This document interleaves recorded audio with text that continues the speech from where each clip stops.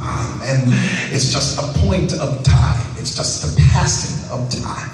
And that's why I have a chronograph, because I'm looking at time simply passing. But what God does now is he proves his power over time. He says, I transcended.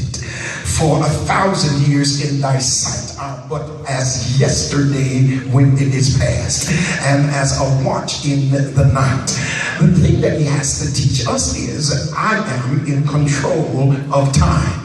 And when I make you a promise, time will never run out before I bring the promise to pass. Oh, just time.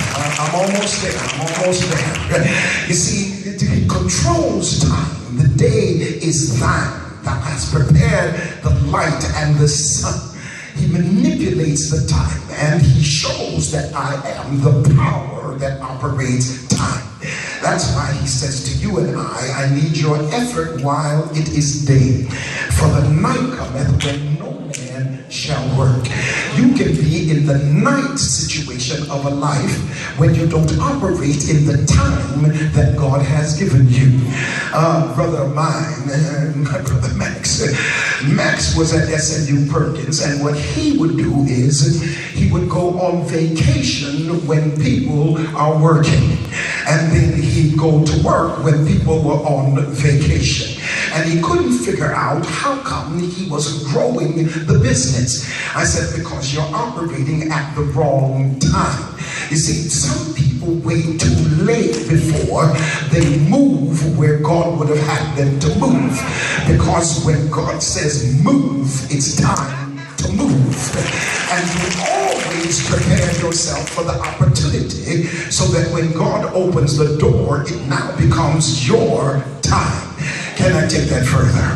To go deeper with that, you have to understand that everybody in here was chosen in him before the foundation of the world. If you're saved at all, you were chosen in him before the foundation of the world. Which means that when you were born, it was your season. Because I'm already chosen in him before the foundation of the world. I just need to know it. So when I come into the world, I come into the world into my time. Because I'm already chosen by him. And all he has to do is give me the revelation of who I am. You see, what we have done is we've listened to everybody around us. And we have had people to determine who and what we become. But at the end of the day, you can only be who you are when God has determined who you are and reveals it to you. If nobody else likes it, that's their business. I just want to be in the right place at the right time, and I need to follow God. When I understand that, I'm going to go to the text real quick. But before I go over there, the Greeks articulate the expression of God in their perception of time. And they see it as two things. They see chronos and they see kairos. Now kairos stresses and is marked by certain activities. God can just do something real quick and change the whole course of one's life. All he's got to do is make an event to take place. And that single event can change the way you think about life itself. Sometimes it might take sickness. Sometimes it might take an accident. Sometimes it might take somebody betraying you. Sometimes it might be somebody trying to destroy you. But God can use each event to change the course of your life. Some folk wouldn't be saved in here tonight if your life had gone the way you had planned it. But somewhere between the time you were born and the time you came to God, he messed up your circumstances to the point where you had to come to him. I want to talk to somebody real here tonight. Sometimes he has to move then in situations, and he sets up the situation in order to give you the revelation. He sets it up. That's why I don't go by situation, I go by revelation. Because God sets up a situation in order to bring revelation. He set up a situation for revelation, and we called it Jehovah Jireh. He set up a situation for revelation, and we called it Jehovah Shalom. He set up a situation for revelation, we called it Jehovah Roa. He set up a situation for revelation, we call it Jehovah Rofika. See, what God does is he sets up situations, and the situations that become revelatory now becomes history.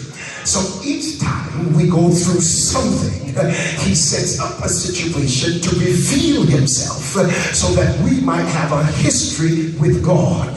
So you're looking at the situation, but it's just a move of God to give you revelation so that he can establish a history with you. And that means that the more you go through is the more he reveals and the more history you have with God. You see, some people want power with God, but they don't want to have a history. But you got to have a history to have power with God. And so there's nothing like a relationship with God to make life eventful because of the opposing forces. Now, the events surrounding the text, based on that introduction, it shows me that Vashti's behavior was quite unusual. Her behavior was way off and supernaturally motivated. And here's the reason why. Ahasuerus was probably the king called Xerxes. His kingdom ran from India to Ethiopia. And he is what you call a despotic monarch. A despotic monarch does not need parliament, does not need Congress, does not need a court. All he's got to do is say kill and you are dead. Nebuchadnezzar was the same kind of king, and some historians say that David was a despotic monarch. I'm not going to argue whether or not David had the power to kill, but I will argue that he is not like Nebuchadnezzar or like Xerxes, simply because none of them wrote, "The Lord is my shepherd, I shall not want." I got a news for you. I think if Bathsheba had said to David, "Don't do this," he might have backed off. I'm not trying to blame the woman, but if she had said, "David, don't do this, don't do this, don't do this," he might have backed off, because he was more sensitive than the other despotic monarchs. Not only was it this, but Persia was the kingdom of Iran, and he was with his boys, and they were partying for 6 months. Can you hear me? Can you imagine now the boys partying for 6 months? He's already an egocentric, egomaniacal, narcissistic king. He's already caught up in his own glory, and he's partying for 6 months. Now, I'm sure every wife in here knows that it's not the right time to be with a man who is partying for 6 months. Can you imagine how drunk he must have been? And he began to show off. Now he calls for his wife. Now she knows what kind of man he is, and it is unusual for any woman who has any sense as it relates to a man to buck a man when he's with his boys. You just don't call him and front him when he's with his boys. Is this all right? You don't call him and front him when he's with his boys. You generally call him aside and say, "Honey, now please don't do this." But you don't front him off in front of the fellas, because immediately he's going to retaliate, and it might not be nice. I think women are very strong today, and I don't think God intended for women to be so strong. I think because we didn't do what we were supposed to do, they had to get strong. But every now and then I beg the sisters, just man down a little bit. Man down,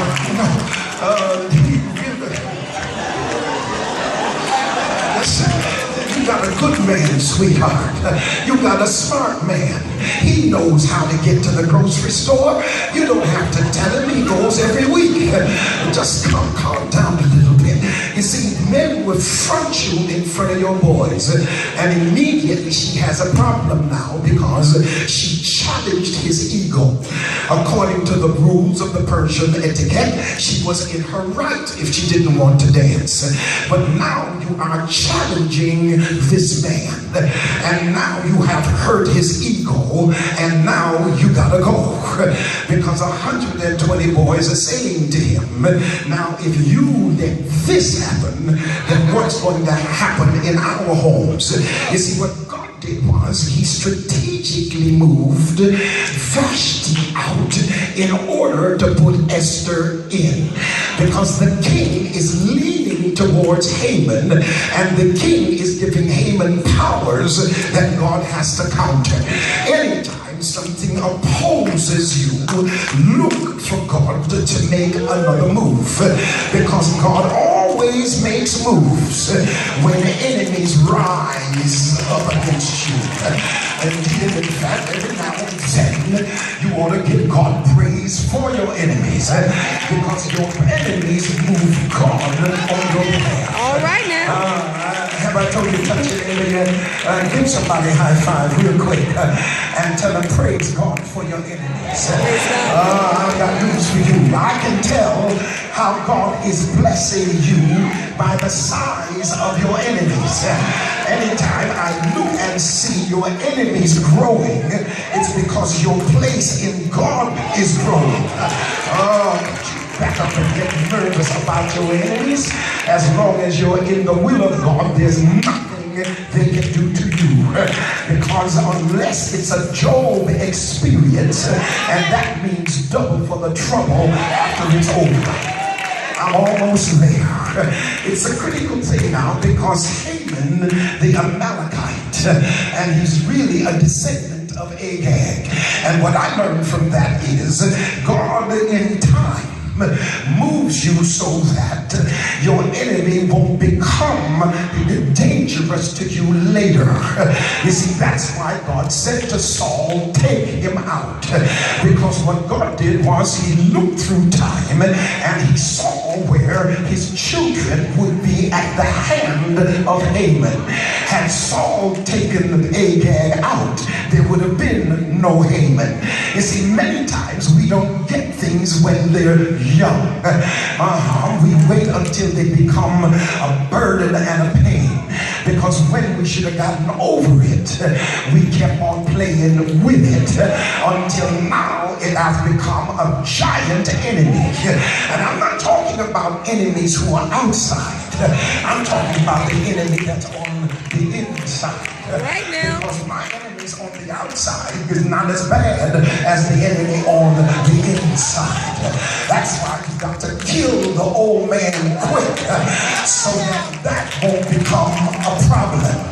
I wish I could preach. I wish I could preach. Let's take David, for instance. David didn't just have a problem when he ran into Bathsheba. According to the scriptures, David had 2 wives while he was running from Saul. Here is a man trying to kill him, and he still had time to pick up 2 women on his way from Saul. All right now. I'm running from Saul, but I ain't running alone. I got to have somebody with me on this way. By the time he got to Hebron, he had 15 wives. And by the time he got to Jerusalem, they quit counting, because David should have nipped that in the bud. Can I preach like I feel it? You know, people will not come to your rescue, but they'll come to your funeral. They won't come to your rescue, but they'll be at your funeral. And that's what happens when you don't nip it in the bud. I have had monsters that I've had to get rid of after they've grown to big monsters in my life, when I could have settled it early. Had I had somebody to guide me, I'd have cut that off early in my life. Sometimes you go back when God is trying to get you out. Has God ever tried and set up a situation so that you could see the truth and set it up for you to see it dead in the face? But you know the truth. Now what are you going to do with it? And sometimes after he has set it up, we we go back into something that he is trying to get us out of. I feel something happening here. And so now here comes Haman. And Haman now is Satan moving against the people of God. And God counters. God moves a greater move than Haman could ever imagine. Because what God did was put Esther in the king's bed. I feel like preaching now. It's going to be hard for you to overcome Esther when she is in the king's bed. You might be in the palace, but she's in his bed. I feel the Holy Ghost. I'm almost done.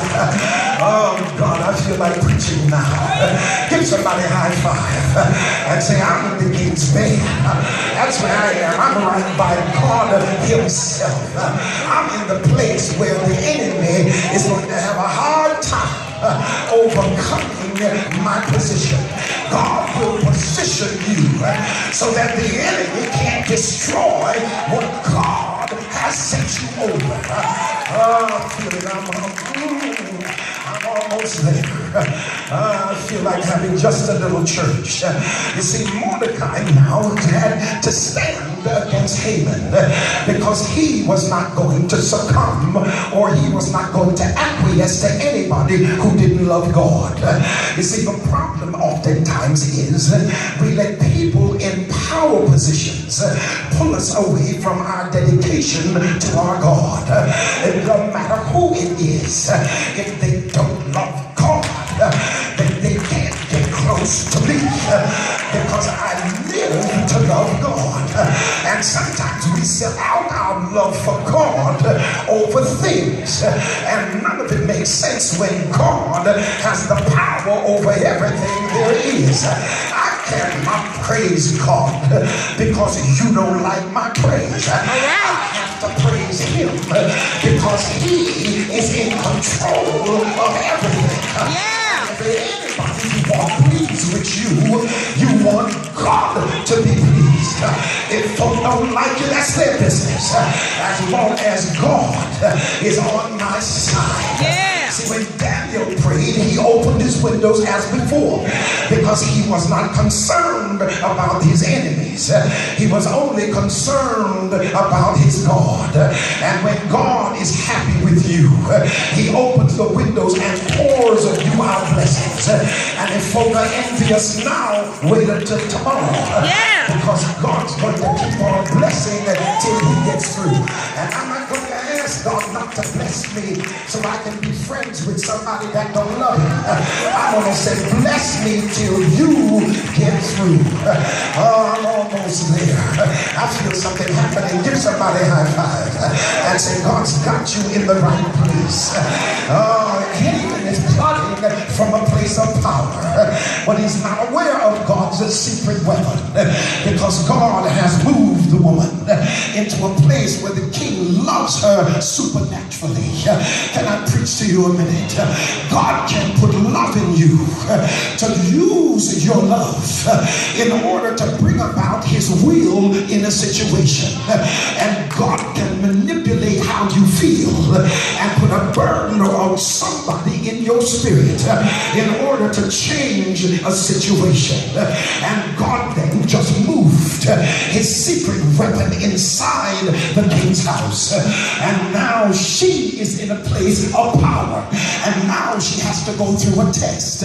Generally, we're tested before we're blessed. But she's blessed before she's tested. You got to learn how to operate when you're already blessed. And now you're being tested. For the first thing she could say is, why should I risk my life for the rest of the folk when I'm on the inside? Can I talk to you for a minute?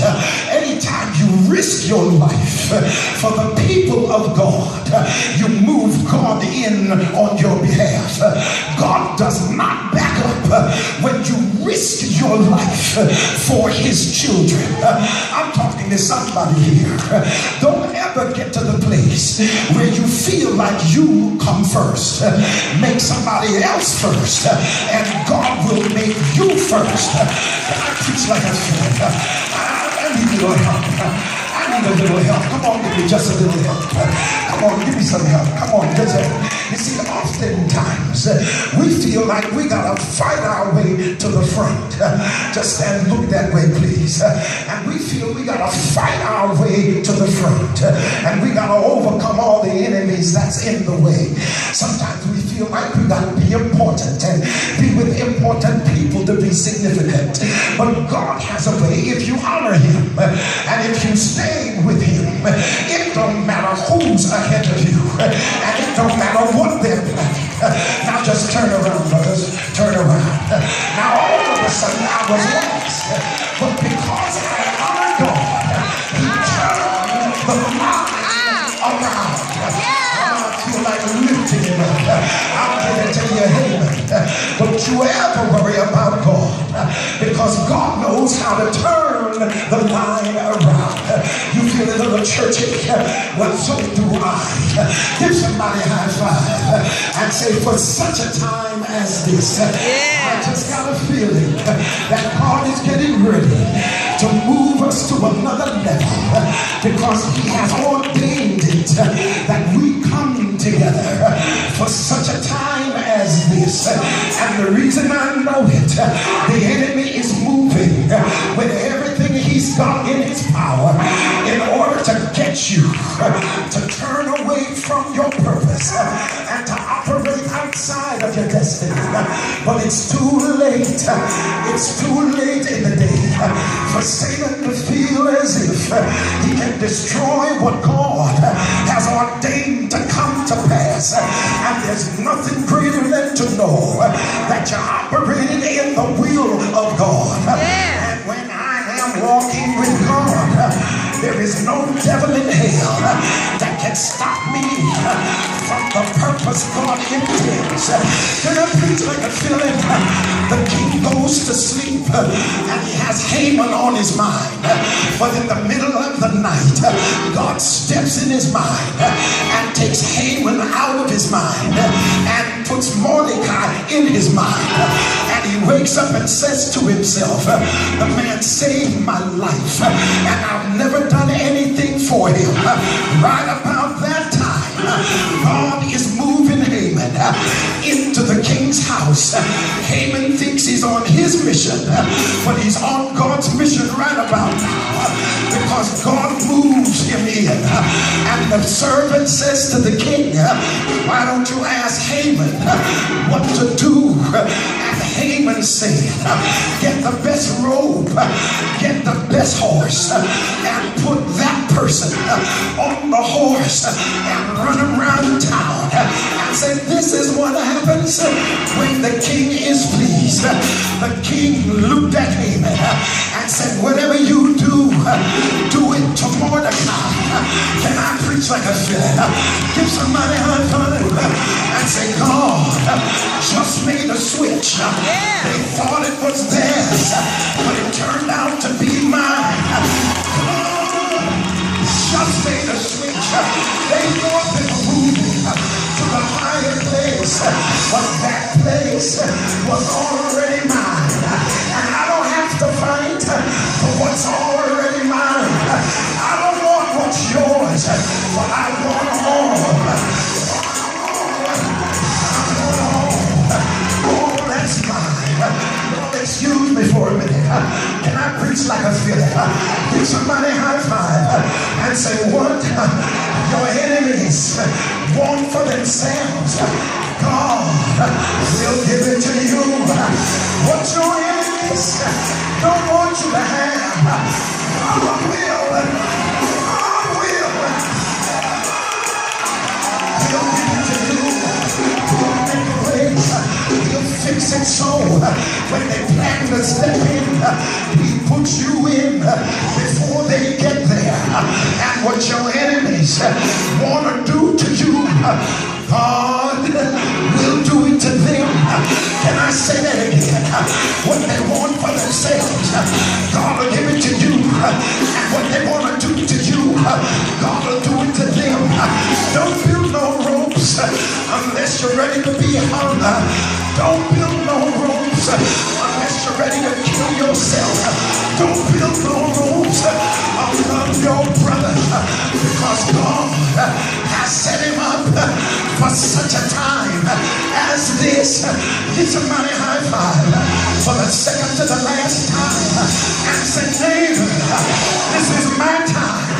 This is my season. This is mine.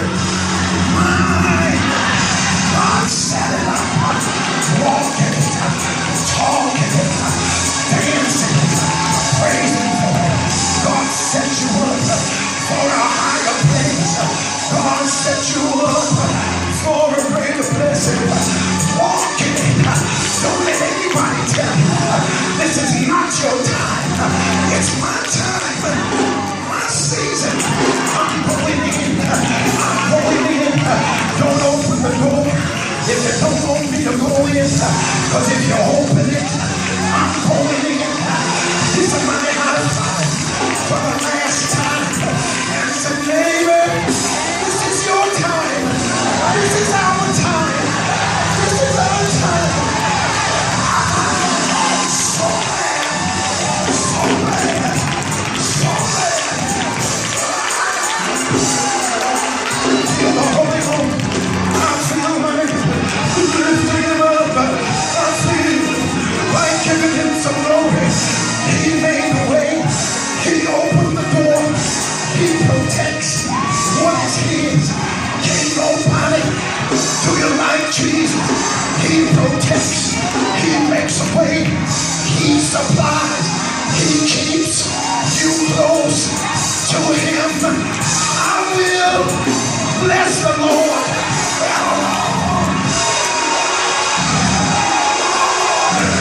All times I got to praise him. I got to praise him. Enemies all around, but they can't stop your praise. Every time you praise him, I feel like preaching. Every time you praise him, every time you lift him up, you say hallelujah, God throws a left. You say glory, God throws a uppercut. You say thank you, God throws a chain. You don't have to fight. He said vengeance is mine. I will repay. Your job is not to fight. Your job is to praise. I'll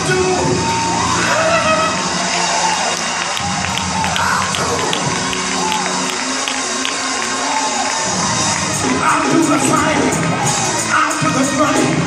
I'll do the defeating. And I'll give you the spoils. Ask Jehoshaphat, how much spoils did he get?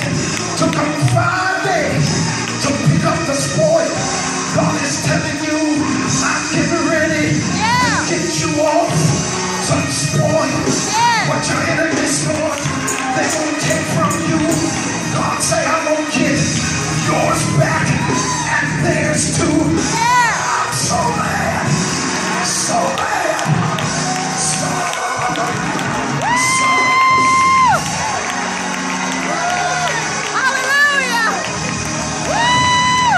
this is your time. Touch 3 people. Say, this is your time. Your time. Your time. Your time.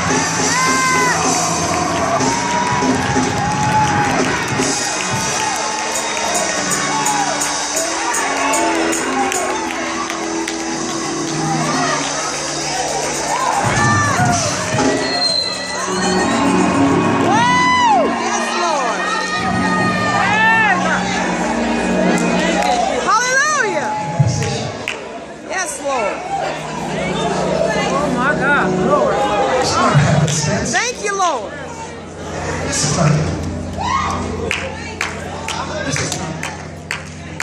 is not a mistake. This is God. Yes. Life and time.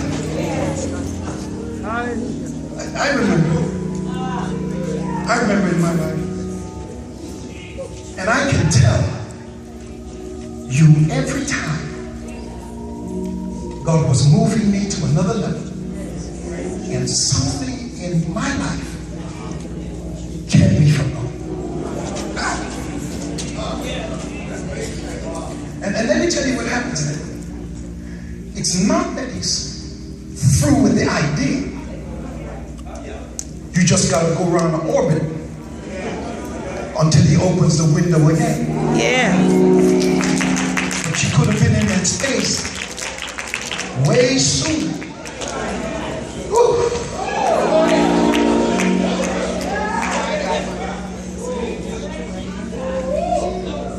That's why we have need of patience. Sometimes we rush into something. And then what we should have had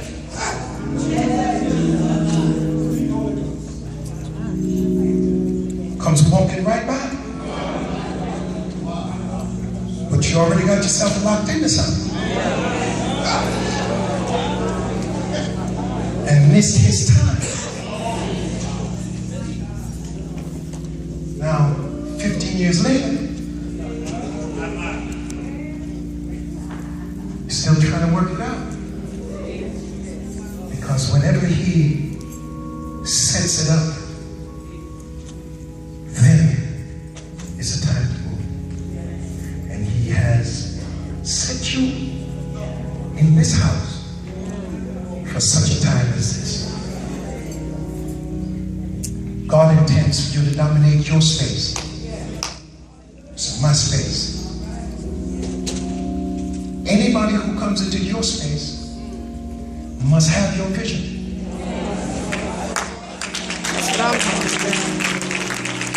And whenever you decide to go into someone else's space, you have to have their vision. See, the problem why we don't make it is because you're in my space with your vision. And when I get into your space, I come in there with my vision. So now we have conflict. I'm closing. Had a friend of mine when I was in Syracuse, New York, just may he rest in peace. When he was married, they couldn't make $150 house payment. They divorced. Her apartment was $550 and his was $500. They could pay $1,050 apart, but couldn't pay $150 together. Because when you're in somebody's space with your vision, it brings conflict. Tear up something.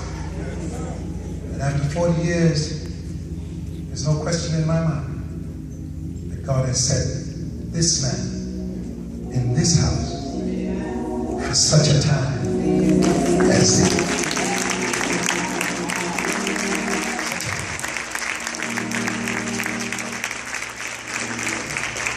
I learned something from Jacob, and here's what Jacob taught me.